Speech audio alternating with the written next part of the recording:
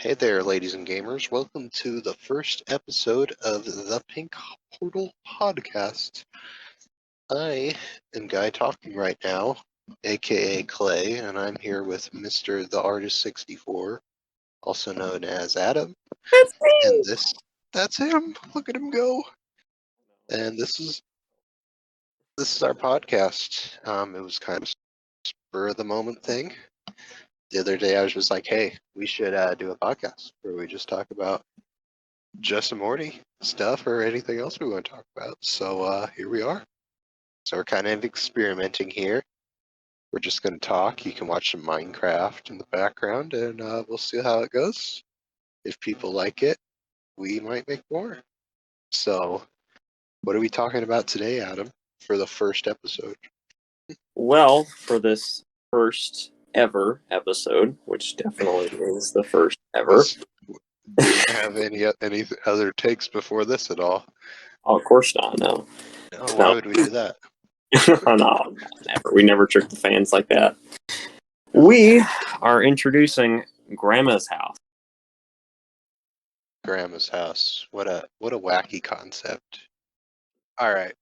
So Gramma started out as a character that, in the actual show, she's literally just a prop pretty much. She was there for a joke and that was it. But I remember the morning that clip played and I'm like, wait, look, we found out who Jessica's grandma is.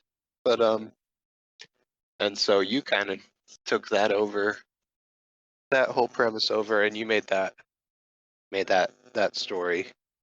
And like that's kind of like an example of character evolution, as in she has changed so much since the original in instance of her, because she's like the exact opposite of how she was in that first story.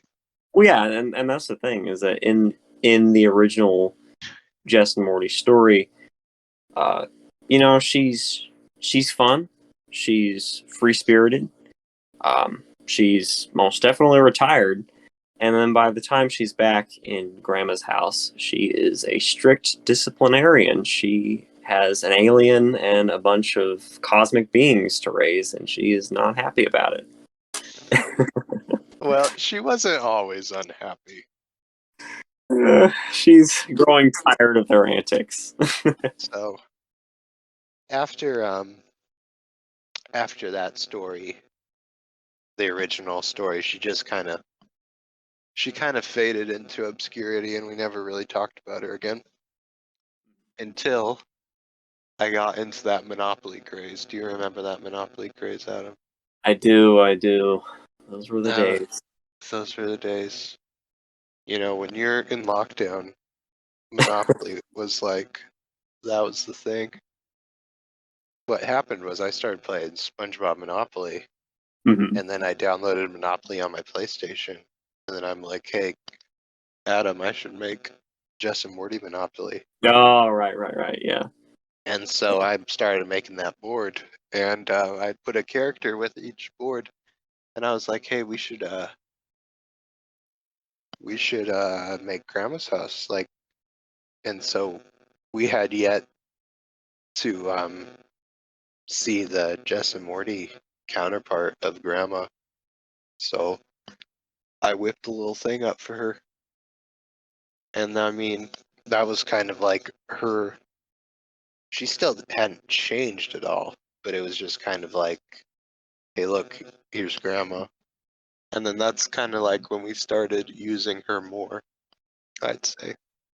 Yeah, I mean, Clay here had the great innovation of giving her dyed hair. I mean, I don't know if I suggested that or you just thought of that, but it really brings her to life, I'd say. That's a pat. I think that was a great. It's like the blue Mike Wazowski, my original character, orange-haired grandma. Have you seen Blue Mike Wazowski? No, I have not, but I will look that up. Just wait. that's a whole. We could do a whole podcast episode about Blue Mike Wazowski. No, I'm googling it right now. No, don't. It's a real character. What?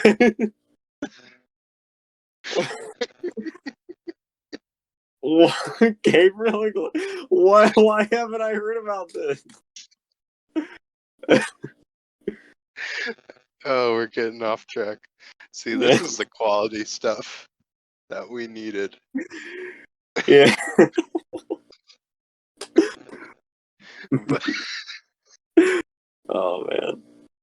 Blue Mike Wazowski.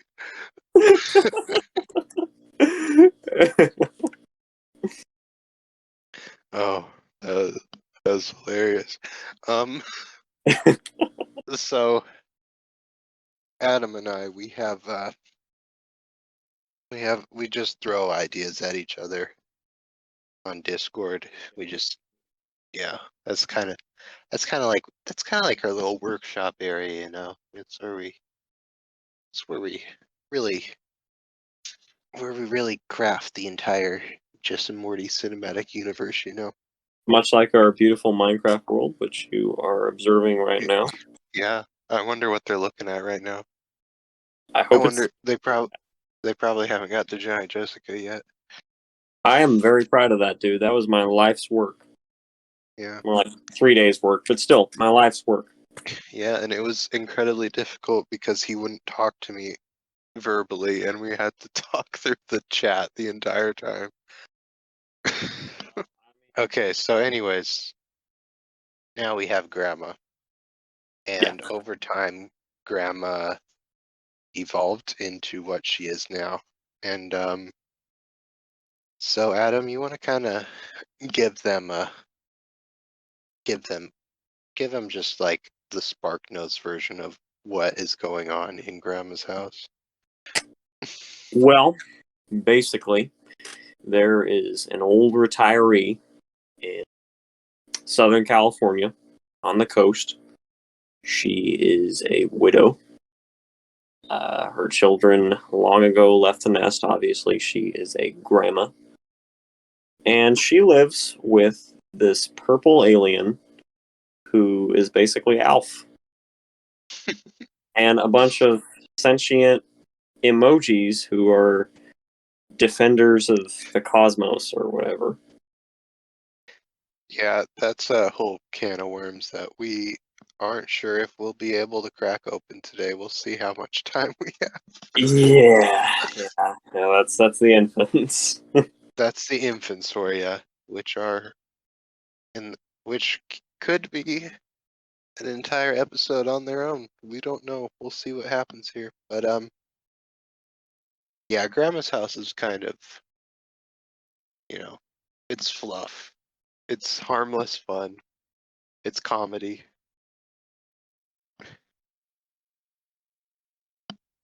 Yes. Do you have anything? So, should we talk about Ted?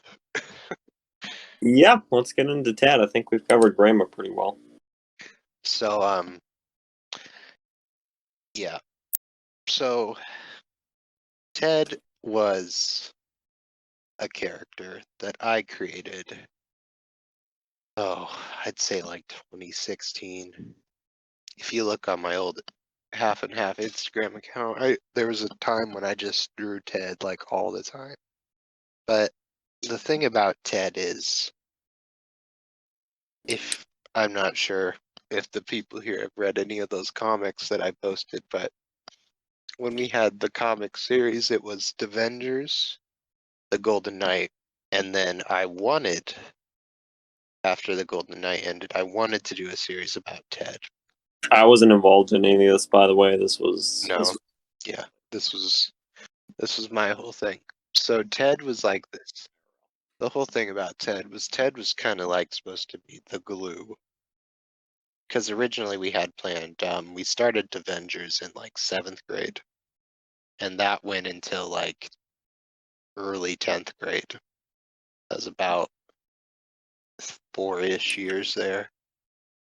And we were like, we'll do the Golden Knight, and then we'll have a year just to do Ted's Swap Shop. I don't know if that's what we were going to call it or not, but his whole thing was he's an alien who owns like a bartering, like a what's it called? A pawn shop. He owns a pawn shop. And his whole thing was supposed to be like he was going to be the last series of the 3. And it was just going to be like all these wacky characters coming in and doing stuff. And there'd be a lot of references to the older series and blah, blah, blah, blah, blah. But that never happened because I think we got halfway through the Golden Knight season 2. And that was around 11th grade. And things just got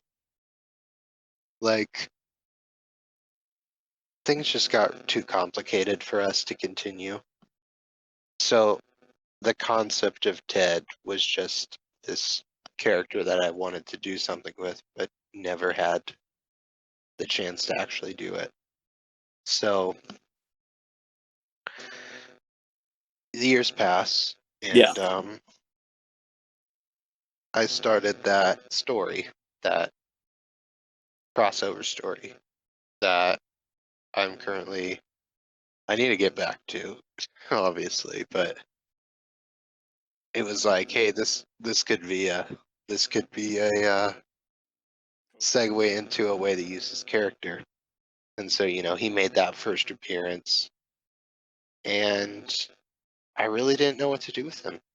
It's like, I guess it would have just been a nice way for him to be like, oh yeah, I utilized this character. And so along comes me and Adam meeting, and we had just finished making those Flying Mammal Jessica ones together.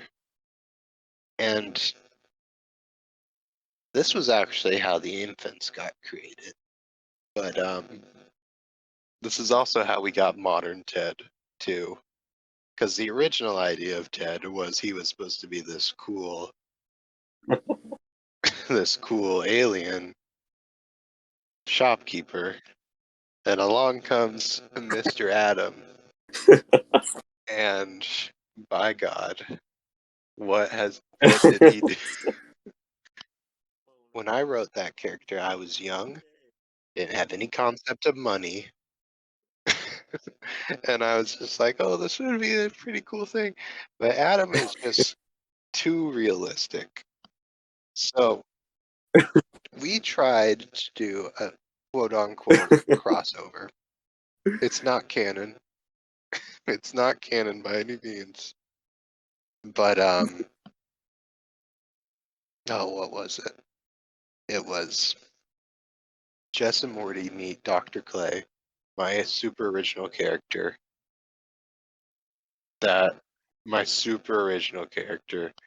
And this was actually a segue into how the infants were created. We're probably going to have to do a separate episode about them because I'm going way into depth about Ted's origins here. But anyways, there's a point in that where I shouldn't. This is my one regret. We were going like half and half. I'd write some, he'd write some, and I set him up to write the scene with Ted, and he just drove it into the ground. He was like, how about you just explain it? Let me see if I can find it. Where's the pin messages at? This is back in February of 2020. This is before COVID. Dang, man. Like right before. Meanwhile, in the secret Jesse lab, Jess and Morty are playing with a bee emoji.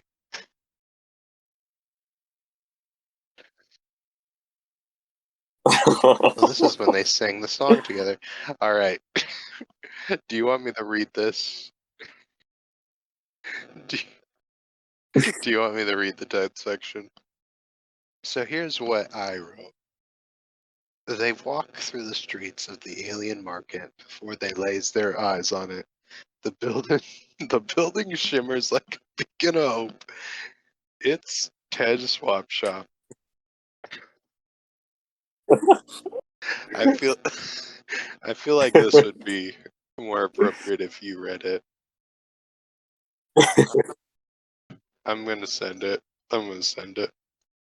All right. You have to let me read see this. that. Look how they massacred Okay. my boy. Okay. All right, and this is in script format, so it's yeah. All enter and admire the wonders and glories of the bazaar, itself smaller than the building on the outside. They're greeted by that lovable character, Ted, chain smoking, wearing a tank top, greasy, just really scuzzy looking. He snorts some tobacco and spits it onto a pile of papers to his right. The title page says, "A Memoir of My Hopes and Dreams." Ted. Hey kids, what can I swap with you? And then Morty's like, And then Ted's like, "You, yellow shark boy, you a cop?" And then Jessica, I'm not even going to bother doing a voice for this. She's like, "No, but anything he says or does can be tried in a court of love."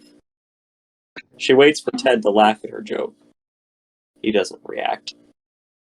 Emma, who, by the way, is Dr. Clay's companion in Clay's story, mumbles something under her breath. Ted.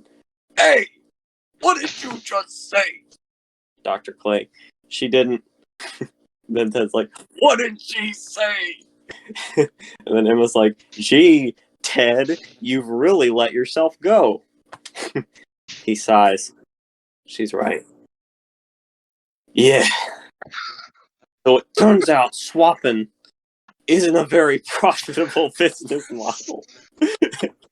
Next thing you know, the IRS is after you for tax evasion. Your mortgage is past due. Your wife runs off with the kids. You know, living the dream. Dr. Clay's like, I forget what they're looking for in this scene. Well, I'm we dying. could swap. And Ted's like, oh yeah, sure. What do you want?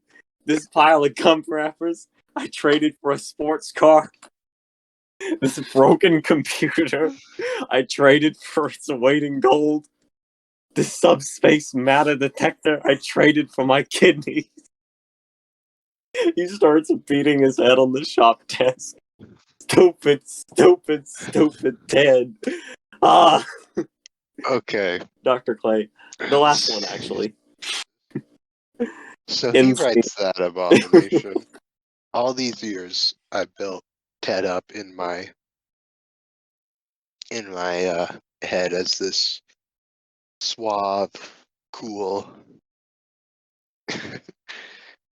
like he was supposed to be like the end, and we get this. So this was kind of his downfall. And after he wrote that, I don't think we continued this story. I mean, we did, but it was going nowhere.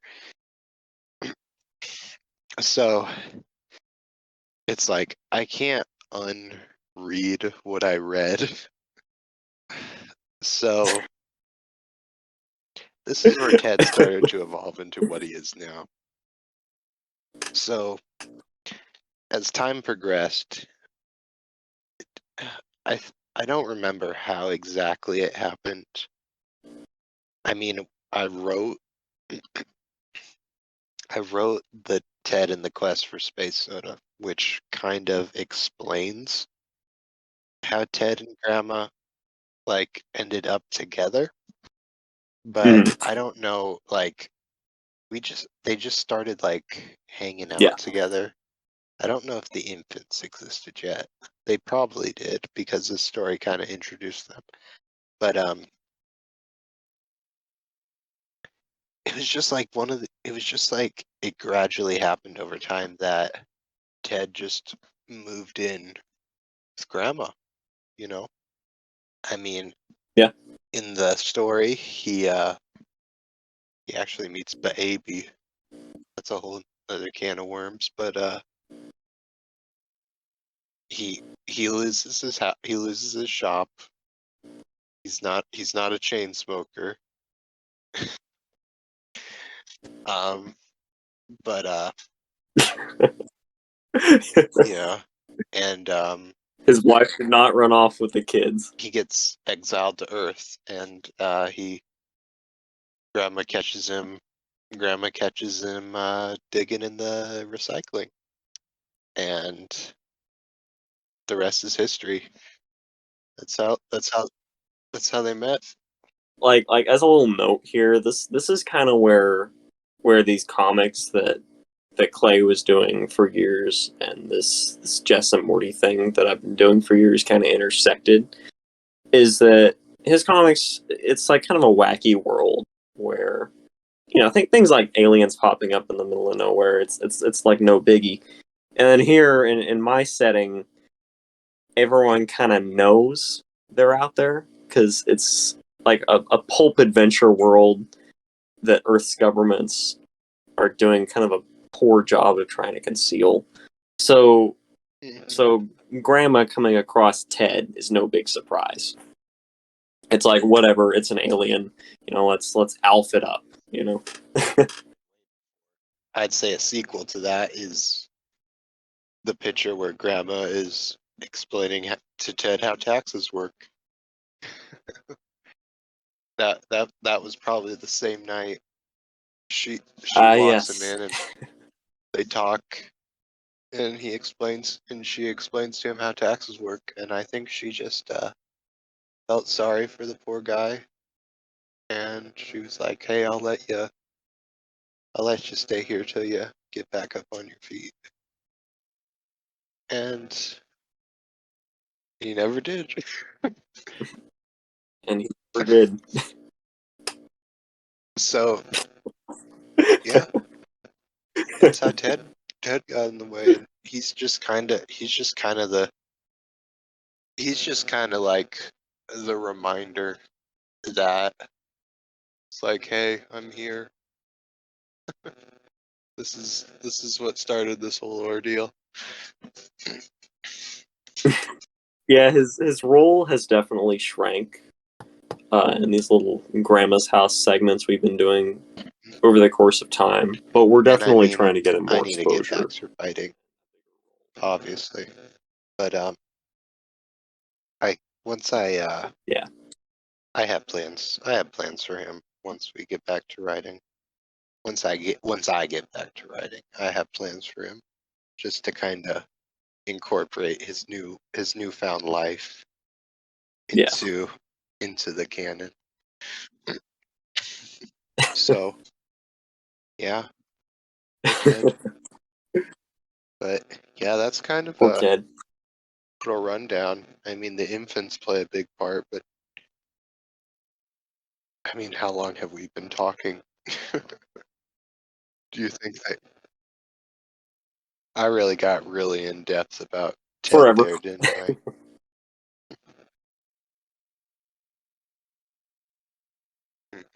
Well, it's like you said, he's kind of he's the So glue. yeah. He keeps everything together. Um.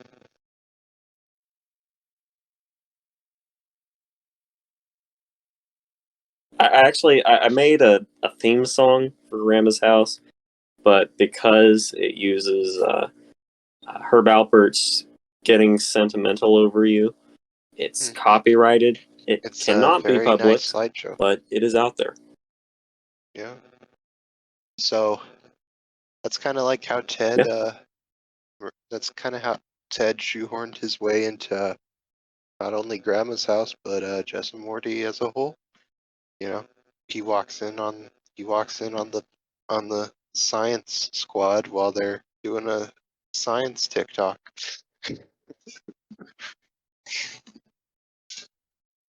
Uh, the generation we live in. Strange times indeed. But yeah, Strange times. that's kind of half of Grandma's house. The other half is that's a whole. We're gonna have to go in some deep discussion there. Don't you agree? Yes, next time we're going to be getting into the little sentient emojis that these guys are babysitting long Yeah, term, or I guess fostering is what we went for. real friend. There's the AB, brother, uh, grill friend, and saucer. She's top of the roster. Some people would say I she's sus, just like an imposter. But There that's you a go. story for another time. So we hope you like this first episode, and please give us any suggestions of what we could work on, what you'd like to see in the comments, and we will probably read them. I can't, Probably. I can't make any guarantee for Adam, but I might gander upon him.